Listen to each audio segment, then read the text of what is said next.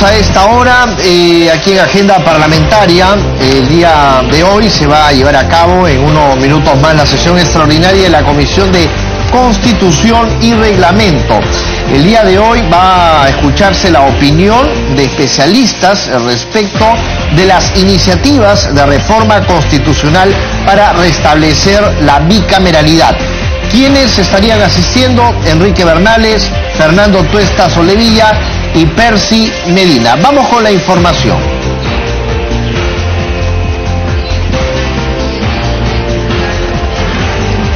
Adelante con nuestra compañera Raquel Salazar, que se encuentra en estos momentos en la sala Grau. Bien, en estos momentos ha empezado la sesión de la Comisión de Constitución que preside la congresista Rosa Bartra. Ya se cuenta con el quórum reglamentario, se necesitaban la presencia de 11 congresistas. Recordemos que la Comisión de Constitución está integrada por 19 parlamentarios. Hoy va a continuar el debate de reforma enviado por el Ejecutivo que propone la restitución de la bicameralidad. Damos inicio a la segunda sesión extraordinaria de la Comisión de Constitución y Reglamento correspondiente al periodo anual de sesiones 2018-2019. Señores congresistas, esta es una sesión extraordinaria, por lo tanto tenemos orden del día inmediatamente. Sin embargo, vamos a dar el uso de la palabra. Estamos en un momento importante de nuestra historia y creo que es importante escucharnos. Congresista Luz Salgado. Gracias, señora presidenta. Muy buenos días a todos los colegas. Aquí en la sesión extraordinaria que usted ha convocado, quería hacer una aclaración que es pertinente, porque hoy día en algunos medios sale que nosotros estamos retrasando o frustrando esta sesión de la Comisión de Constitución, y yo quiero hacer presente que después del largo debate que tuvimos el día del Pleno, nosotros no sabíamos si se iba a llegar a votar en ese mismo día y por lo tanto estábamos guardando el día siguiente. Pero además, al día siguiente que usted había convocado, también tenía la obligación de entregar el documento importante de la culminación de la investigación Lavajato, que ha demorado tantos meses por la complicada de la investigación, y yo felicito el trabajo de todo el grupo, del equipo que usted congregó, y espero que pronto también eso lo veamos en el Pleno. O sea, ayer era la entrega importante de esa voluminosa investigación, y ustedes tuvieron una sesión en la que tuvieron que tomar varias decisiones de aprobación de los dictámenes. Entonces, seguidamente hubo la Comisión de Acusaciones Constitucionales también por un tema que estaban preocupados y por un tema que ya se había cumplido el plazo y tenía que definirse. Entonces yo veo como muy mezquino aquellas críticas que se hacen sin fundamento. ¿Qué es lo que quieren? Que nosotros trabajemos en la noche, en la madrugada y sigamos al día siguiente. Son temas tan importantes que requieren también una meditación, señora presidenta, y no puede ser que periodistas que están aquí, que conviven con nosotros en el Congreso de la República, saben del trabajo que realizamos, pero aquellos que están fuera, y congresistas también, congresistas que han estado en las diversas comisiones, sigan con la crítica absurda. Ayer se entregó Lavajato, ayer se aprobó acusaciones constitucionales, veníamos de varias jornadas largas durante toda la semana. Entonces, ¿cómo es posible que se haga críticas al interior y al exterior, señora? Por eso me parece muy importante hacer la aclaración. Y a quien no les interese el informe final de Lavajato, es por algo, señora presidenta. Gracias. Gracias, congresista Salgado. ¿Algún señor congresista desea hacer uso de la palabra? Sí, congresista Johnny Lescano. Señora presidenta, buenos días. Yo creo que hay que ser bastante democrático en este Parlamento, señora presidenta. Hay que aceptar las críticas. Que uno esté de acuerdo o no, sean injustas, sean justas, esa es la democracia. Algunos serán pues injustas, algunas justas. Orden, por favor, no podemos decir, oiga, se nos ha criticado y esos críticos son tales y cuales y son injustos, que no puede ser, que el periodismo o los colegas congresistas. Fuerza Popular también tiene sus posiciones, también tiene sus críticas y nosotros las aceptamos, respondemos. Pero no pueden decir, oigan, nos están criticando, qué barbaridad, entonces que se vuelve esto una dictadura, a todos una mordaza y se acabó. No, señora Presidenta, hay que ser flexible, democrático, pluralista, y consecuentemente hay que aceptar una serie de posiciones. Ayer se suspendió, señora Presidenta, la Comisión de Constitución, a nosotros nos habían convocado, y de pronto dicen, no va a haber Comisión de Constitución, va a haber pleno. Luego, no va a haber pleno. Entonces, ¿qué vamos a hacer nosotros? Vamos a decir que todo esto está bien. Entonces, hay que ser democrático, señora Presidenta, no estar diciendo, oiga, nosotros nomás tenemos la razón. Es una posición dictatorial que hay que erradicarla en este Parlamento. Gracias. Congresista Mario Mantilla. Sí. Damos la bienvenida a la congresista Patricia Donaire, a la congresista Marisol Espinosa, al congresista Francisco Villavicencio y al congresista Miguel Castro. Congresista Mantilla. Muchas gracias, Presidenta. Yo sinceramente lamento mucho que congresistas con tanta trayectoria vengan a hablar acá de que sí, este es un pro político, que tenemos que aceptar las críticas. Estamos de acuerdo que se acepten críticas, pero tienen que ser críticas responsables, no críticas donde acomoden, tergiversen y mientan a la población y mientan a los medios. Eso es lo que indigna. Yo me siento indignado porque es la primera vez que soy congresista y veo lamentablemente congresistas de larga data que utilizan políticamente discursos en doble sentido. ¿Qué le digo? Todos sabemos muy bien. Yo también hasta me quedé sorprendido que se haya suspendido la sesión ayer de Constitución porque estaba programado el Pleno. Eso era razonable. Yo no creo que haya que hacer mucho esfuerzo para poder entender eso y después salir con otro discurso a los medios. Entonces son irresponsables. Son inmaduros políticamente porque lo único que hacen es atacar al Congreso y es por eso que la población se forma una mala imagen de esta institución que todos debemos respetar. Muchas gracias. Gracias, congresista Mantilla. Vamos a iniciar con la orden del día. Antes de eso, congresista Lescano, con todo respeto, pero hay que decir la verdad, ¿no? Sería bueno que su equipo y usted vean su correo electrónico y se enteren, por favor, congresistas, por favor. Somos tolerantes, pero tengo derecho yo a expresarme frente a algo. Congresista Lescano, la suspensión de la sesión no le fue comunicada ayer. Si usted se enteró ayer es porque no está al día con la comunicación, le suplico que se ponga al día. De esa manera la crítica va a ser responsable y nosotros, si es que es una crítica justa y además se ajusta a la verdad, por supuesto que somos tolerantes. Con lo que somos intolerantes es con la mentira y con el abuso de lo que supuestamente se llama libertad. Señores congresistas, tenemos nosotros hoy día programado la continuación del debate sobre el proyecto de ley recaído en diversos proyectos de ley que proponen el retorno de la bicameralidad como sistema para nuestro Parlamento. Tenemos en este momento programado al jefe del Instituto Internacional para la Democracia y la Asistencia Electoral, IDEA, el señor Percy Medina Macías, a quien vamos a invitarlo a esta sala a fin de que pueda ilustrarnos con respecto a este sistema.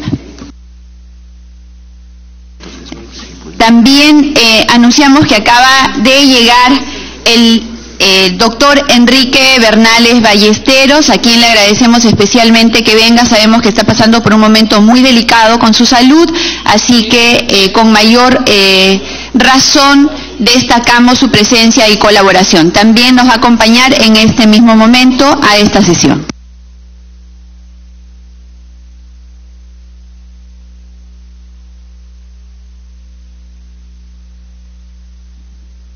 Bien, en estos momentos se hace un breve receso entonces para invitar al jefe de Instituto de Tendencia Internacional, IDEA, Percy Medina, es analista político también. Asimismo se ha citado al constitucionalista, jurista, ex senador Enrique Bernales. Se va a continuar con el debate del proyecto de ley que propone el retorno a la bicameralidad. Recordemos que el debate se entrampó en lo que se refiere a la modificación del artículo 90 de la Constitución sobre la composición de la Cámara de Diputados y Senadores. Sobre ese punto ellos también van a dar su punto de vista, sus opiniones. Recordemos que el constitucionalista y jurista Enrique Bernales fue bastante crítico también de los proyectos enviados por el Ejecutivo al Congreso de la República que tienen que ver con la reforma del sistema de justicia y la reforma del sistema político. Previamente, como han podido ver, hubo se escuchó las posiciones de los congresistas respecto a los cuestionamientos y críticas que surgieron porque se había suspendido ayer la sesión de la Comisión de Constitución, pero esto ya fue aclarado por la presidenta de este grupo de trabajo, Rosa Bartra. En estos momentos, Enrique Bernales, jurista, constitucionalista, ex senador de la República, saluda a los miembros de la Comisión de Constitución que sesiona en esta sesión extraordinaria en la Sala Grau, ¿no? Conversa con Lourdes Alcorta, también saluda a Gino Costa. Él había hecho una revisión de varios de los proyectos enviados por el gobierno al Poder Legislativo. También está Percy Medina, que saluda a Gilbert Violeta, Alberto Quintanilla y también al congresista Marco Arana. Así en unos momentos se continuará entonces con el debate de los proyectos de ley que tienen que ver con el retorno a la bicameralidad. Estamos en vivo a través de Congreso Televisión.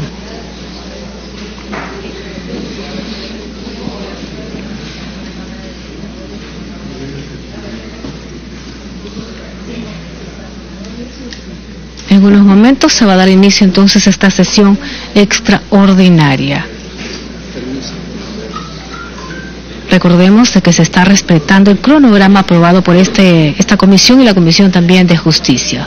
Escuchemos a Rosa Bartra. Reanudamos la sesión dando la bienvenida a nuestros invitados. El doctor Enrique Martín Bernales Ballesteros debe ilustrarnos con su conocimiento, con su sapiencia y con su experiencia, a fin de que este Parlamento, en primera instancia, en esta comisión, pueda tomar las mejores decisiones y que estas mejores decisiones se plasmen en un proyecto de ley que recoja lo que el pueblo necesita. Así que le reiteramos la bienvenida.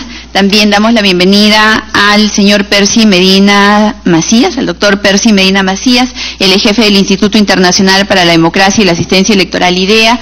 Ha trabajado y trabaja muchísimo este tema y estoy segura que también sus conocimientos, amplio estudio y experiencia sobre el tema nos van a ayudar para que el debate que nosotros continuemos se vea enriquecido. Doctor Enrique Bernales, tiene usted el uso de la palabra.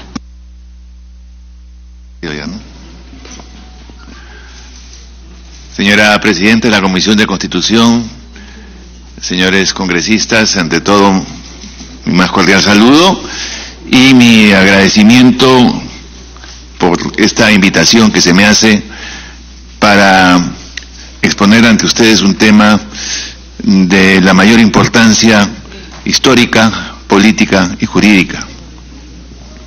Cualquiera que sea actualmente mi circunstancia de salud, yo no podría dejar de estar presentes con ustedes, habida cuenta que desde que el país recuperó su democracia el año 2001, he sido permanentemente invitado como consultor de esta Comisión de Constitución para poner a disposición los conocimientos adquiridos a través ya este año de 60 años especializándome en este campo del derecho constitucional y teniendo como antecedentes además el haber contribuido con mis conocimientos a la elaboración de constituciones de otros países, como fue el caso de Paraguay, una vez librado de la dictadura de Stroessner, de Nicaragua, de El Salvador y también de Colombia, donde se me invitó para analizar algunos puntos específicos y concretos.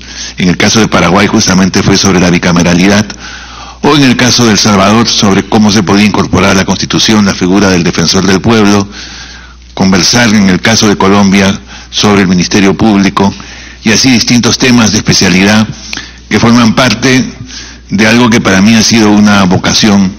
Yo estudié Derecho, pero no soy abogado, aunque aquí tengo alumnos distinguidos y muy queridos como Gino Costa, que sí lo es.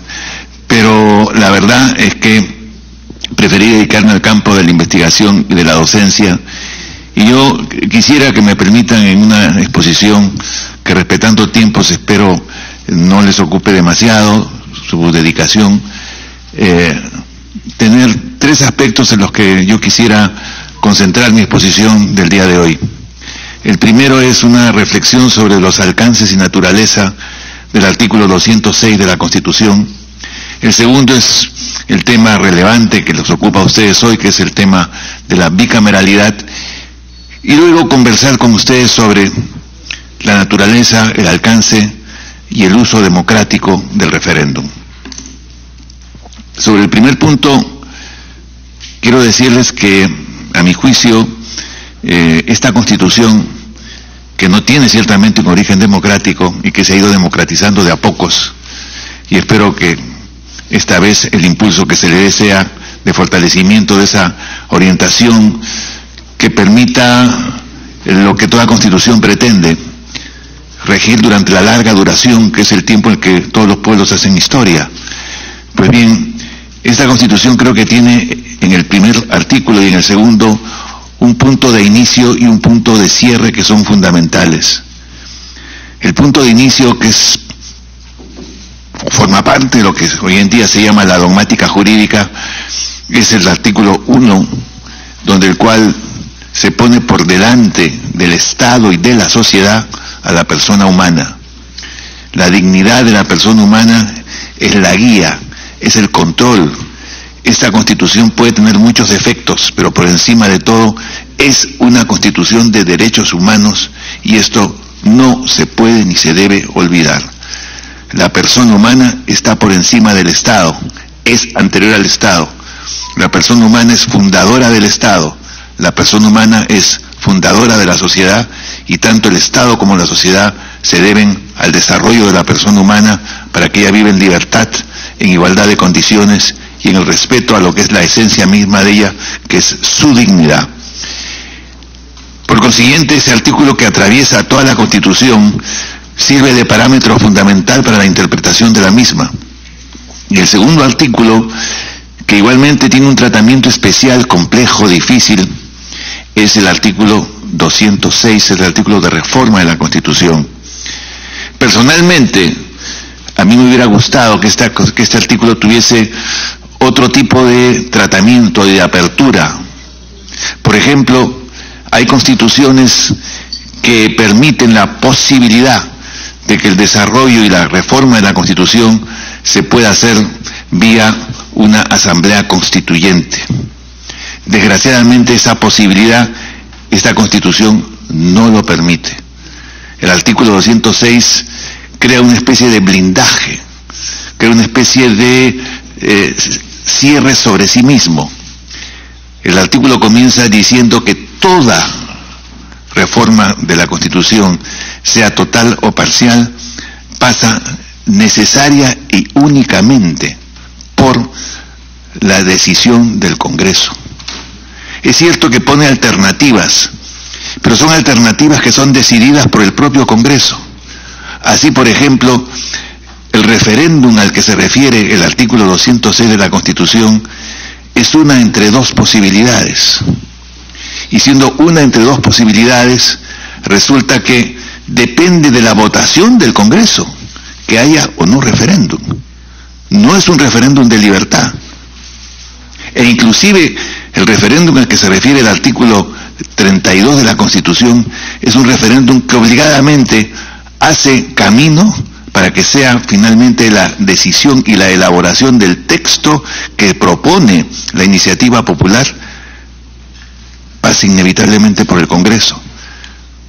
Tan cerrado está este dispositivo constitucional que contiene una cláusula sumamente rara al final del primer párrafo, en el cual dispone que lo que el Congreso en pleno decida sobre la Constitución no está sometido a la posibilidad de que el presidente de la República pueda ejercer el derecho de observar esa decisión.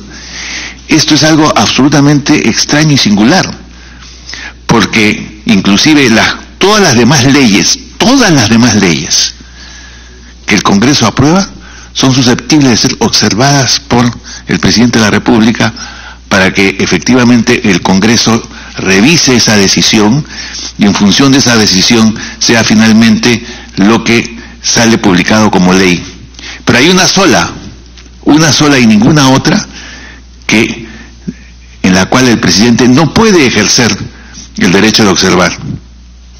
O sea, que es el texto de la Constitución y al presidente se le niega ese derecho. No me parece que sea una fórmula democrática, pero está en la Constitución. Es más, el segundo párrafo del artículo 206 es tan pétreo en su concepción que al presidente de la República, a los congresistas, individualmente hablando, y por iniciativa popular, solo se le reconoce el derecho de iniciativa. Derecho de iniciativa, ¿por qué? Porque se asume en el conjunto de interpretación de este artículo 206 que la decisión de la reforma de la Constitución, sea esta total o parcial, es una decisión del Congreso que en este caso ejerce una soberanía de tipo absoluto. En la teoría constitucional, citando inclusive a constitucionalistas modernos como Karl Lowenstein o el propio Hans Kelsen, a esta manera de concebir el proceso de reforma total o parcial de la Constitución le llaman aquella figura en la cual el Congreso, que es poder constituido, se vuelve poder constituyente. Ustedes en este momento son poder constituyente. ¿Cuál es la diferencia del poder constituyente? Poder constituyente es el que asume la titularidad del pueblo para darse una nueva constitución o para reformarla total o parcialmente. En este caso, la decisión de entender y aplicar la interpretación de la escuela alemana del derecho se debe a una cuestión que es esencial. No se está reformando un artículo cualquiera de la Constitución, se está reformando todo un poder del Estado. En el momento en que se pasa de poder legislativo de carácter unicameral a poder legislativo bicameral, está cambiándose la naturaleza del poder legislativo. Y con ello está cambiándose también la relación existente entre los dos poderes políticos del Estado, es decir, el poder ejecutivo y el poder legislativo.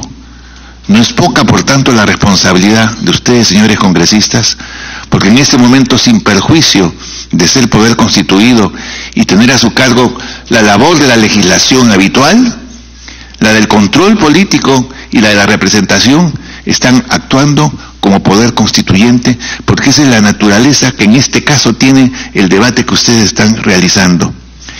Hay antecedentes en el Perú, porque los hay en otros países, de una posibilidad como la que estoy exponiendo en este caso, aplicando la interpretación más moderna que existe hoy en día para el Estado constitucional de derecho, que es la de la escuela alemana. Sí la hay, y la hay precisamente para la dación de esta Constitución.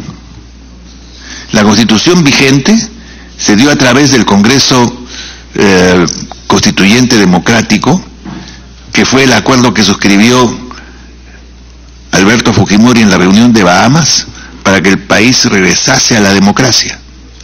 Y este Congreso tuvo una doble finalidad. Fue Congreso constituido, pero al mismo tiempo asumió la responsabilidad como poder constituyente de dar esta Constitución. Ese es un antecedente que no se puede ignorar. Pero si este antecedente les pareciese que es espurio por las razones que todos ustedes conocen, tenemos el caso de la Constitución de 1919. Una Constitución que en realidad nació en cierto modo de un cuasigolpe de Estado, porque las elecciones las había ganado Augusto B. Leguía, pero resultó que no le gustaba la composición del Parlamento y lo disolvió. Y una vez disuelto, dispuso que se diese una Constitución, la llamada Constitución de Javier Prado. Y con esa Constitución se gobernó, habiendo ese Congreso constituido en 1919, teniendo las características de Congreso Constituido y Congreso Constituyente. Y en el siglo XIX hay otro antecedente, la de la Constitución de 1867, que prácticamente no llegó a regir por distintas circunstancias de un país que estaba en vísperas de una tremenda guerra como fue la Guerra del Pacífico. Pero la Constitución de 1860, firmada por el mariscal Castilla, ya en los términos de su mandato, fue modificada en 1867 para reformar el acento liberal que se le pretendía dar a esa Constitución. Y entonces fue nuevamente un Congreso Constituido que asumió las características de Congreso Constituyente para que el Perú tuviese una Constitución nueva, más al gusto del periodo. De manera que, sin necesidad de acudir a otros casos como el de Colombia, que es el más relevante, o el de Paraguay, que sí conozco de cerca, hay esta figura de congresos que duplican su actividad como poder constituido y como poder constituyente. Me parece que esta introducción remarca la importancia de que el debate de ustedes sea un debate en libertad, sea un debate en que el respeto entre la relación de los poderes sea fundamental, porque no se está elaborando una ley cualquiera, se está revisando la ley de leyes, las leyes que más duran, las leyes que rigen para que los pueblos tengan estabilidad política, tengan paz y tengan democracia. Yo quisiera en este sentido, y tanto por mi vocación natural de constitucionalista, pero también en recuerdo de los años en que fui senador, que este debate sea un debate rico, sea un debate profundo y sea un debate de buen entendimiento entre dos poderes del Estado que están obligados a entenderse, que son el poder legislativo y el poder ejecutivo. No podía dejar de expresar esta exposición fundamental de principio, señora presidenta, porque con ello cumplo con mi deber, no deben presentarme a ustedes como profesor universitario que soy de Derecho Constitucional, sino para decirles que no soy persona de dos lenguajes. No vengo a exponer ante ustedes cosas distintas de las que digo a mis alumnos en la Universidad Católica o en la Universidad Antonio Ruiz en la que también Montoya, donde soy profesor de Derecho Constitucional, mientras que en la Universidad San Martín, Instituto de Gobierno, hago el curso de Gestión Pública. Dicho esto, señora presidenta, permítame pasar a la parte que se refiere a la bicameralidad. Es de público conocimiento, y no por la lealtad de haber sido senador de la República, que finalmente he tenido la capacidad y la posibilidad de analizar a fondo el sistema de bicameralidad. La bicameralidad prácticamente es mayoritaria en todos los países que tienen estructura democrática, que se configuran en base a la unidad del poder y a la distribución del poder en funciones específicas. Eso está en el artículo 43 de la Constitución, y yo rogaría, señora presidenta, que el título tercero de la Constitución esté al alcance de todos ustedes, porque es la base, es la esencia de lo que debe ser cómo estructurar las relaciones entre los poderes del Estado. Lo digo esto porque en realidad que sea bicameral o unicameral, lo importante es entender que el Perú es un país que, por historia inclusive, desarrolla una democracia representativa. Y esa democracia representativa está configurada por la existencia de poderes que se llenan con cargos, pero que se diferencian por funciones. Y esas funciones llevan a un campo de especialización que demandan colaboración, que demandan entendimiento, que demandan comprensión, más allá de la composición mayoritaria en favor del gobierno o de la oposición. Ambas cosas son parte de la vida democrática de un pueblo y no debieran llevar nunca a conflictos, sino más bien a generar por aproximaciones sucesivas elementos de concordancia, buscando siempre el mejor bien para un país. Hemos experimentado desde 1993 el Parlamento unicameral. particularmente creo que el balance de estos años del Parlamento unicameral no es satisfactorio para el país. Y no lo es, en primer lugar, porque se ha resentido la ausencia de una segunda cámara. Si ustedes revisan en los antecedentes de estos años la cantidad de leyes observadas por el Poder Ejecutivo, verán que realmente es una cantidad impresionante de leyes que no estaban bien elaboradas.